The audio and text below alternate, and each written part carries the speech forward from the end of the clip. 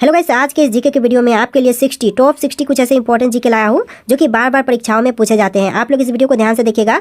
तो चलिए फिर आज के इस वीडियो को शुरू करते हैं। आज के इस वीडियो में आपका पहला सवाल है, भारत का लौह पुरुष किसे कहा जाता है? दोस्तों, भारत का लौह पुरुष यह कहते हैं सरदार पटेल को, यानी ऑप्शन नंबर बी जो है आपका बिल्कुल सही जवाब है। चलिए अगला सवाल, कुचिपुड़ी नृत्य शैली मुख्यतः किस राज्य से संबंधित है? देखिए, कुचिपुड़ी नृत्य शैली जो है यह संबंधित है आंध्र प्रदेश राज्य से। ऑप्शन नंबर ए जो है आपका बिल्कुल सही जवाब है। चलिए अगला सवाल है, प्रसिद्ध सांची स्तूप किसके समय में बना था? देखिए, प्रसिद्ध सांची स्तूप जो है यह बना हुआ है अशोक के समय का। ऑप्शन नंबर ए जो है आपका बिल्कुल सही जवाब है। चलिए अगला सवाल है, कलिंग पुरस्कार किस क्षेत्र में दिया जाता है? दोस्तों, कलिंग पुरस्कार जो है वह दिया जाता है विज्ञान के क्षेत्र में, यानी ऑप्शन नंबर बी जो है आपका बिल्कुल सही जवाब है। चलिए अगला सवाल है, किसे भारत के ग्रैंड ओल्ड मैन के रूप में जाना जाता है? देखिए, ग्रैंड ओल्ड मैन के रूप में जानते हैं दादा भाई नौरोजी को, यानी ऑप्शन नंबर ए जो है आपका बिल्कुल सही जवाब है। चलिए क्वेश्चन नंबर 6 है, हैदराबाद में चार मीनार का निर्माण किसने करवाया था? देखिए, हैदराबाद स्थित चार मीनार का निर्माण यह करवाया था कुली कुतुब शाह ने, यानी ऑप्शन नंबर सी जो है आपका बिल्कुल सही जवाब है। आप लोग वीडियो को लाइक करके चैनल को सब्सक्राइब कर लीजिएगा।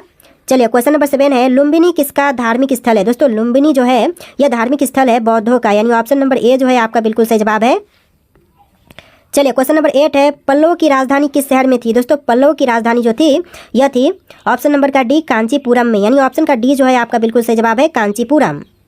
चलिए अगला सवाल है, राजा राममोहन राय किसके संस्थापक थे? दोस्तों, राजा राममोहन राय यह संस्थापक थे ब्राह्मण समाज के। ऑप्शन नंबर ए जो है आपका बिल्कुल सही जवाब है।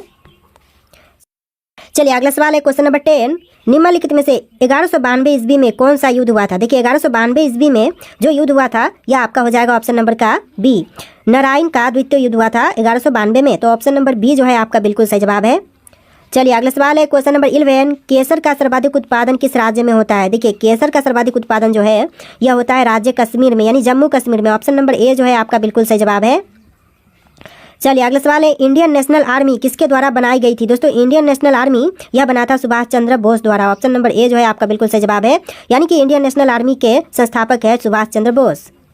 चलिए अगला सवाल है, नथुराम गोडसे ने महात्मा गांधी को गोली कब मारी थी? देखिए, नथुराम गोडसे ने महात्मा गांधी को गोली यह मारा था 30 जनवरी 1948 में। ऑप्शन नंबर डी जो है आपका बिल्कुल सही जवाब है, 30 जनवरी 1948। चलिए अगला सवाल, क्वेश्चन नंबर 14, कांग्रेस द्वारा पूर्ण स्वाधीनता का प्रस्ताव कब किया गया था? देखिए, पूर्ण स्वाधीनता का प्रस्ताव यह किया गया था 1928 में। ऑप्शन नंबर ए जो है आपका बिल्कुल सही जवाब है। चलिए अगला सवाल, विजयनगर साम्राज्य पर सबसे पहले किस राजवंश का शासन था? देखिए, विजयनगर साम्राज्य पर सबसे पहले संगम का शासन था। ऑप्शन नंबर ए जो है आपका बिल्कुल सही जवाब है। चलिए अगला सवाल है, भारत में आपातकाल की घोषणा किस अनुच्छेद में है? देखिए दोस्तों, आपातकाल की घोषणा जो है यह है अनुच्छेद 352 में, यानी आर्टिकल 352 आपका बिल्कुल सही जवाब है। चलिए अगला सवाल, गांधी जी ने प्रथम सत्याग्रह अभियान कहाँ से प्रारंभ किया? देखिए, गांधी जी ने प्रथम सत्याग्रह अभियान जो है यह प्रारंभ किया था चंपारण से। ऑप्शन नंबर बी आपका बिल्कुल सही जवाब है, चंपारण। चलिए अगला सवाल है, महात्मा गांधी जी के राजनीतिक गुरु कौन थे? दोस्तों, महात्मा गांधी जी के राजनीतिक गुरु यह थे गोपाल कृष्ण गोखले, यानी ऑप्शन नंबर ए आपका बिल्कुल सही जवाब है, गोपाल कृष्ण गोखले।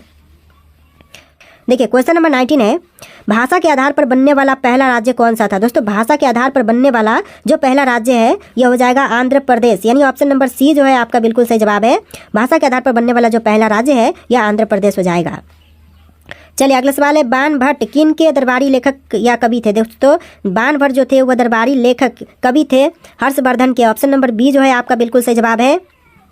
चलिए अगला सवाल देखते हैं, क्वेश्चन नंबर 21, भारतीय संविधान का जनक किसे माना जाता है? दोस्तों, भारतीय संविधान का जनक यह मानते हैं option number D doctor Bhimrao Ambedkar को, यानी डॉक्टर भीमराव अंबेडकर आपका बिल्कुल सही जवाब है। चलिए अगला सवाल, अशोक का शिलालेख किस भाषा में लिखा गया था? दोस्तों, अशोक का शिलालेख यह लिखी गई थी ऑप्शन नंबर का सी ब्राह्मी भाषा में, यानी ऑप्शन नंबर सी जो है आपका बिल्कुल सही जवाब है। चलिए आपका अगला सवाल है, क्वेश्चन नंबर 23, निम्नलिखित में से किसने न्यूटन की खोज की थी? दोस्तों, न्यूटन की खोजकर्ता यह आपका है J Chadwick. Option number A J Chadwick आपका बिल्कुल सही जवाब है। चलो अगला सवाल देखते हैं, क्वेश्चन नंबर 24, प्लासी युद्ध के समय बंगाल के नवाब कौन थे? दोस्तों, प्लासी के युद्ध के समय बंगाल के नवाब यह था सिराजुद्दौला। ऑप्शन नंबर सी आपका बिल्कुल सही जवाब है। चलिए अगला सवाल है, निम्नलिखित में से ब्रह्मांड के लिए दूसरा शब्द कौन सा है? देखिए, ब्रह्मांड के लिए दूसरा शब्द यह हो जाएगा इनमें से क्रोसमोस। ऑप्शन नंबर सी आपका बिल्कुल सही जवाब है, क्रोसमोस, जो कि ब्रह्मांड के लिए दूसरा शब्द हो जाएगा। चलिए अगला सवाल है, भारत का प्रधानमंत्री बनने के लिए न्यूनतम आयु कितनी होनी चाहिए। देखिए प्रधानमंत्री बनने के लिए कम से कम आयु 25 वर्ष होना चाहिए। ऑप्शन नंबर सी जो है आपका बिल्कुल सही जवाब है। चलिए अगला सवाल है, क्वेश्चन नंबर 27, गुप्त साम्राज्य का वास्तविक संस्थापक किसे माना जाता है। दोस्तों गुप्त साम्राज्य का वास्तविक संस्थापक यह मानते हैं चंद्रगुप्त प्रथम को, यानी ऑप्शन नंबर बी जो है आपका बिल्कुल सही जवाब है। चलिए क्वेश्चन नंबर 28 है, किसके कारण पृथ्वी के मौसम में सभी परिवर्तन होते हैं। दोस्तों पृथ्वी के मौसम में सभी तरह के परिवर्तन यह होता है सूर्य के कारण, यानी ऑप्शन नंबर सी जो है आपका बिल्कुल सही जवाब है। चलिए अगला सवाल देखते हैं, क्वेश्चन नंबर 29, उदयगिरी के पत्थर में काटी गुफाएं किस राज्य में स्थित है। देखिए उदयगिरी के पत्थर में काटी हुई गुफाएं जो है वह स्थित है मध्य प्रदेश राज्य में, यानी ऑप्शन नंबर सी जो है आपका बिल्कुल सही जवाब है।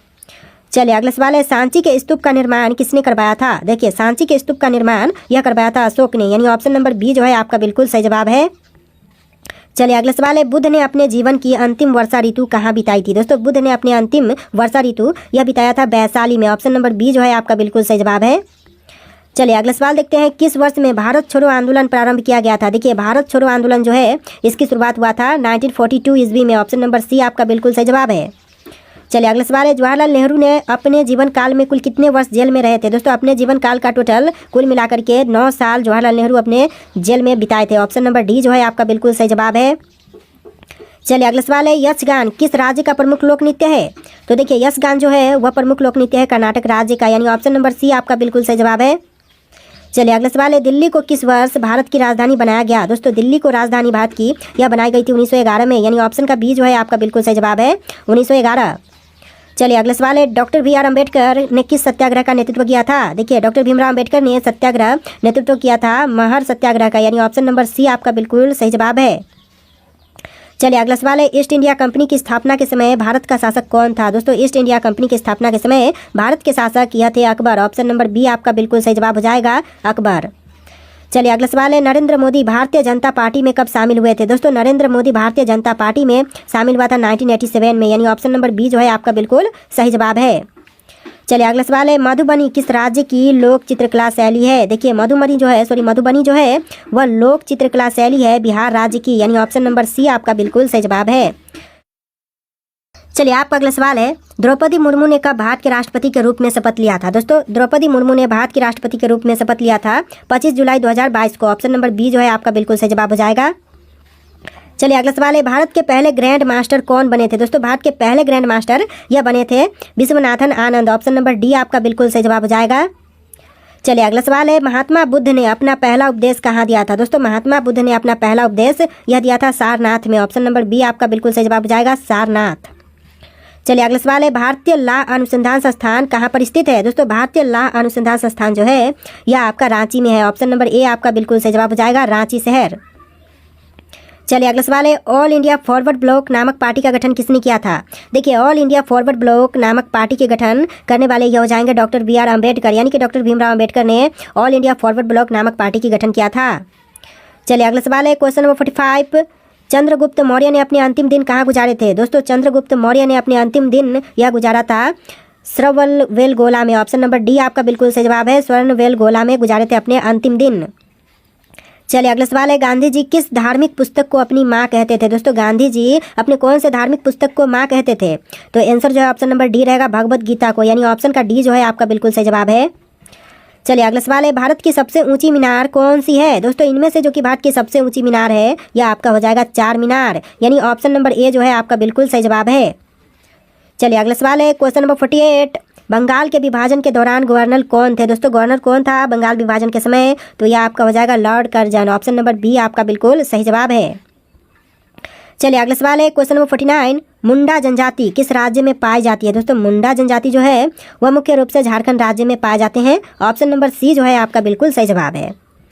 चलिए अगला सवाल देखते हैं, भारत का सर्वोच्च पर्वत शिखर कौन सा है। दोस्तों इनमें से जो कि भारत का सर्वोच्च पर्वत शिखर है ये आपका हो जाएगा गॉडविन ऑस्टिन, यानी option number D Godwin Austen आपका बिल्कुल सही जवाब है। चलिए अगला सवाल है, भारत में सबसे कम जनसंख्या वाला राज्य कौन सा है। दोस्तों भारत देश में सबसे कम जनसंख्या वाला राज्य कौन से हैं, गोवा, सिक्किम, मिजोरम या फिर चंडीगढ़। तो यह आपका हो जाएगा ऑप्शन नंबर का बी सिक्किम राज्य। जी दोस्तों ऑप्शन का बी जो है आपका बिल्कुल सही जवाब है। चलिए आपका अगला सवाल है, इतिहास का पिता किसे कहा जाता है। दोस्तों इतिहास का पिता यह कहते हैं हेरोडोटस को, ऑप्शन नंबर ए आपका बिल्कुल सही जवाब हो जाएगा। चलिए अगला सवाल है, निम्न में से किसके द्वारा हड़प्पा की खोज की गई थी। दोस्तों हड़प्पा की खोज जो है वह किया गया था दयाराम साहनी के द्वारा। ऑप्शन नंबर ए जो है आपका बिल्कुल सही जवाब है।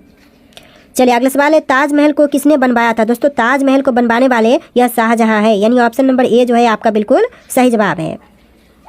चलिए अगला सवाल, ताजमहल को बनाने में लगभग कितने मजदूरों ने काम किया था। दोस्तों ताजमहल को बनाने में लगभग टोटल 20,000 मजदूरों ने काम किया था। ऑप्शन नंबर बी जो है आपका बिल्कुल सही जवाब है। चलिए अगला सवाल है, गौतम बुद्ध की मृत्यु कहाँ पर हुई थी। दोस्तों गौतम बुद्ध की मृत्यु जो हुआ था यह हुआ था कुशीनगर में। ऑप्शन नंबर डी आपका बिल्कुल सही जवाब है। चलिए अगला सवाल देखते हैं, मोहनजोदड़ो में पाई गई सबसे बड़ी इमारत इनमें से कौन सी है। देखिए मोहनजोदड़ो में पाई गई सबसे बड़ी इमारत यह हो जाएगा ऑप्शन नंबर का ए, विशाल अन्नागर। ऑप्शन नंबर ए जो है आपका बिल्कुल सही जवाब है। चलिए अगला सवाल है, सिंधु घाटी सभ्यता की मुख्य विशेषता इनमें से क्या मानी जाती है। देखिए सिंधु घाटी सभ्यता की जो मुख्य विशेषता है यह मानी जाती है व्यवस्थित शहरी जीवन, यानी ऑप्शन नंबर डी जो है आपका बिल्कुल सही जवाब है। चलिए अगला सवाल है, भारत में प्रत्यक्ष ब्रिटिश शासन कब प्रारंभ हुआ था। दोस्तों प्रत्यक्ष ब्रिटिश शासन जो है इसकी शुरुआत जो है वो हुआ था भारत में सिपाही विद्रोह के बाद। ऑप्शन नंबर बी जो है आपका बिल्कुल सही जवाब है। चलिए अगला सवाल देखते हैं, इनमें से किस नदी के किनारे हड़प्पा के खंडहर मिलते हैं। दोस्तों इनमें से कौन से नदी के किनारे पर हड़प्पा के खंडहर मिलते हैं। तो यह मिलता है रावी नदी के किनारे। ऑप्शन नंबर डी जो है आपका बिल्कुल सही जवाब है। चलिए अगला सवाल है, अकबर की दूसरी राजधानी कौन सी थी। दोस्तों अकबर की दूसरी राजधानी यह था फतेहपुर सिकरी। ऑप्शन नंबर ए जो है आपका बिल्कुल सही जवाब है। चलिए क्वेश्चन नंबर 11 है, त्रिपिटक धर्म ग्रंथ का संबंध किससे है। दोस्तों त्रिपिटक धर्म ग्रंथ का संबंध जो है यह बौद्ध धर्म से है। ऑप्शन नंबर बी जो है आपका बिल्कुल सही जवाब है। चलिए अगला सवाल है, गौतम बुद्ध ने अपना पहला प्रवचन किस स्थान पर दिया था। दोस्तों गौतम बुद्ध ने अपना पहला प्रवचन यह दिया था सारनाथ में। ऑप्शन नंबर ए जो है आपका बिल्कुल सही जवाब है। चलिए अगला सवाल है, शेर शाह सूरी ने किस मुगल शासक को हराया था। दोस्तों शेर शाह सूरी ने मुगल शासक हराया था हुमायूं को। ऑप्शन नंबर सी आपका बिल्कुल सही जवाब है। चलिए अगला सवाल देखते हैं, कनिष्क के शासनकाल में क्या आयोजन हुआ था। दोस्तों इनमें से कौन सी चीज आयोजन हुई थी कनिष्क के शासनकाल में। तो यह आपका हो जाएगा ऑप्शन नंबर का सी, चतुर्थ बौद्ध संगीति आयोजित हुआ था। ऑप्शन नंबर सी आपका बिल्कुल सही जवाब है। चलिए अगला सवाल है, गौतम बुद्ध किस वंश से संबंधित थे। दोस्तों गौतम बुद्ध यह संबंधित थे शाक्य वंश से। ऑप्शन नंबर बी आपका बिल्कुल सही जवाब है। चलिए अगला सवाल देखते हैं, हल्दी घाटी की लड़ाई किस वर्ष में लड़ी गई थी। दोस्तों हल्दी घाटी की लड़ाई जो है यह हुआ था 1576 में। ऑप्शन नंबर सी आपका बिल्कुल सही जवाब है। चलिए अगला सवाल है, जैन धर्म में कुल कितने तीर्थकर हुए। दोस्तों जैन धर्म में कुल मिलाकर के टोटल 24 तीर्थकर हुए थे। ऑप्शन नंबर डी आपका बिल्कुल सही जवाब है। चलिए अगला सवाल है, मगध की प्रथम राजधानी कौन सी थी। दोस्तों मगध की प्रथम राजधानी यह था राजगृह। ऑप्शन नंबर ए जो है आपका बिल्कुल सही जवाब है। चलिए अगला सवाल है, पानीपत का प्रथम युद्ध किस वर्ष हुआ था। दोस्तों पानीपत का प्रथम युद्ध यह हुआ था 1526 में। ऑप्शन नंबर ए जो है आपका बिल्कुल सही जवाब है।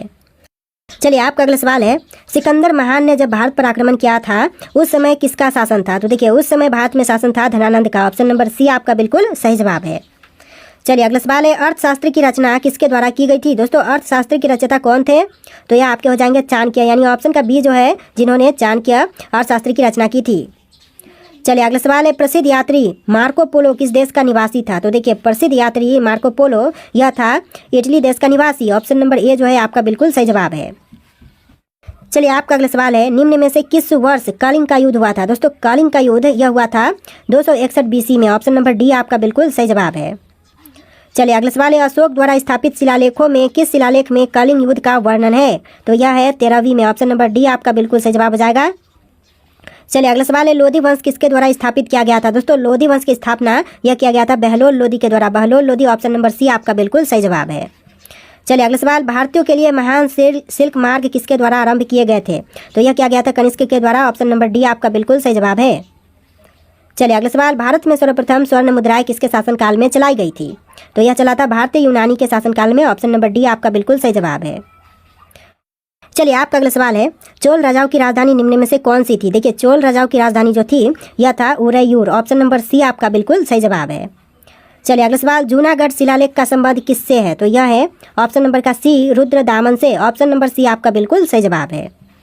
चलिए अगला सवाल, संगम युग के इतिहास का संबंध किस स्थान से है। देखिए संगम युग के इतिहास का संबंध जो है यह तमिलनाडु से है। ऑप्शन नंबर ए आपका बिल्कुल सही जवाब है। चलिए अगला सवाल है, पंचतंत्र के रचयिता इनमें से कौन है। दोस्तों पंचतंत्र के रचयिता इनमें से कौन है, आपको राइट आंसर कमेंट करना है। इनमें से जो भी राइट आंसर है आप लोग कमेंट कीजिएगा इसके आंसर। और आज के इस वीडियो में इतने क्वेश्चन थे। आपको वीडियो कैसा लगा है कमेंट करना और इस वीडियो को लाइक करके चैनल को सब्सक्राइब कर लीजिएगा। चलिए फिर मिलते हैं एक नए वीडियो में।